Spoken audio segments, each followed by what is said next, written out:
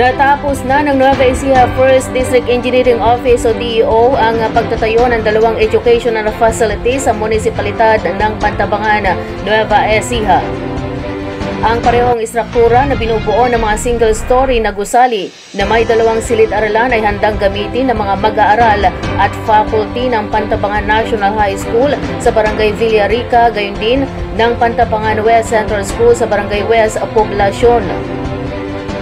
Ayon kay OIC District Engineer June Vana, nagtatampok ang mga proyekto ng mga corridors, reinforced concrete gutters, hand-washing areas, PWD ramps na may handrails, window grills, parapet walls at comfort rooms. Bawat isa ay may floor area na 234 square meters.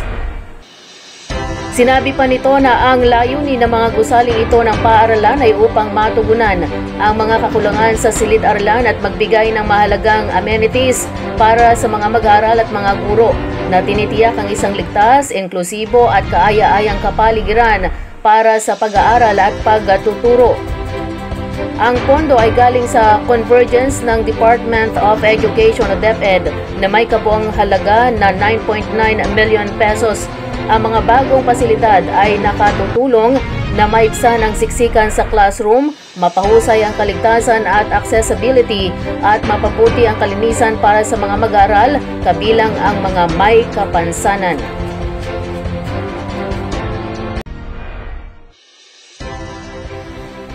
Nagbunga muli ang walang tigil na kampanya laban sa illegal drugs ng kapulisan dito sa Nueva Ecija dahil sunod-sunod na rin ang kanilang nasasakote na mga involved sa illegal drug trade matapos na muling makahuli ng panibagong dalawang drug courier sa bayan ng Santa Rosa ng isa-isa umanong traffic enforcer.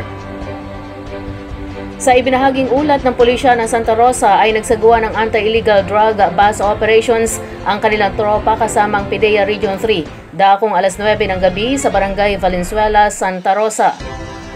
Ang operasyon ay nagresulta sa pagkakaresto sa dalawang individual, isang 32 anyos na tricycle driver mula sa Barangay San Josep, Santa Rosa at isang 35 anyos na traffic enforcer mula sa Barangay Sumakab Norte, Cabanatuan City. Nakuha ng mga otoridad sa posisyon ng dalawa ang nasa 8 sachet ng hinihinalang shabu na tumitimbang ng 50 gramo at street value na 380,000 pesos. Kasalukuyang nasa pangalaga ng Santa Rosa Police Station ang dalawang nadampot. Kung matatandaan, kamakailan lamang ay mahigit kalahating milyong piso naman na halaga rin ng droga ang nakuha ng pulisya sa isang HVI sa lungsod ng Cabanatuan.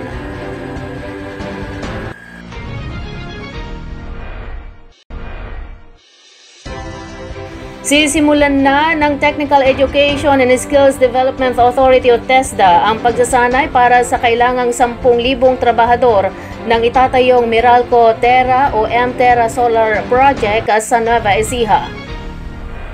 Ayon kay TESDA Provincial Director Alvin Iturralde, nasa 120 na trabahador ang bubuo sa unang batch na sasailalim sa pagsasanay para sa photovoltaic system installation at heavy equipment operation. Nasa kasalukuyan ay nagsasagawa na ng screening ang mga lokal na pamahalaan ng Piñaranda, General Tino at Gapan sa mga interesadong magtrabaho sa naturang proyekto.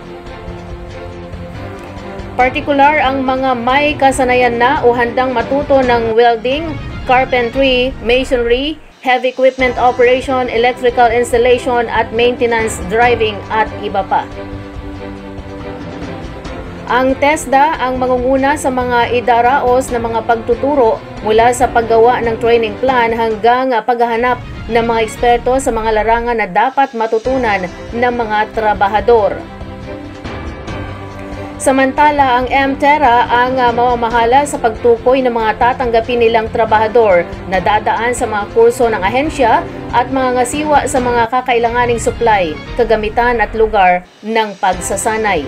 Ang mga makakapagtapos sa mga ibibigay na kurso ng TESDA ay makakatanggap ng National Certificate. Pahayag pa ni Iturralde, maaari rin mag-apply ang mga dati ng scholar ng ahensya na nakapagtapos ng mga nabanggit na kurso. Sila aniya ay dadaan na lamang sa special program na pagtuturo para maipaalalang skills at competencies na kanilang natutunan sa mga dating pag-aaral.